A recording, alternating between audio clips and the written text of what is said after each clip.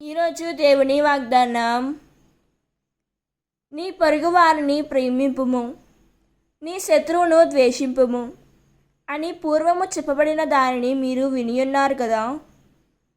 నేనిప్పుడు మీతో చెప్పున్నదేమన్నా, మీ శత్రువులను ప్రేమింపుడు, మేము హింసించు వారి కొరకు ప్రార్థింపుడు. మత్తయి సువార్త 5వ అధ్యాయం 43వ వచనం. ఈ వాక్యం మనకు ఏం చెబుతున్నదంటే, ఈ లోకంలో మనలను ప్రేమించే వారిని ప్రేమించడం సహజం.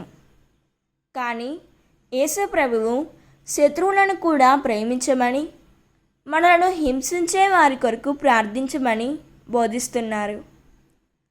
నిజమైన క్రైస్తవ ప్రేమ ప్రతీకారం తీర్చుకోవడంలో కాదు, క్షమించడంలో మరియు ప్రేమించడంలో కనిపిస్తోంది. దేవుడు ఈ వాక్యం వింటున్న ప్రతి ఒక్కరిని దీవించునుగాక. ప్రార్థన. ప్రేమగల యేసయ్య, నా హృదయంలో ఉన్న ద్వేషాన్ని తొలగించుము. తండ్రి, క్షమించే మనసును దయచేయము. నన్ను బాధించిన వారిని ప్రేమించుటకు, వారి కొరకు ప్రార్థించుటకు నాకు కృపనివ్వుము.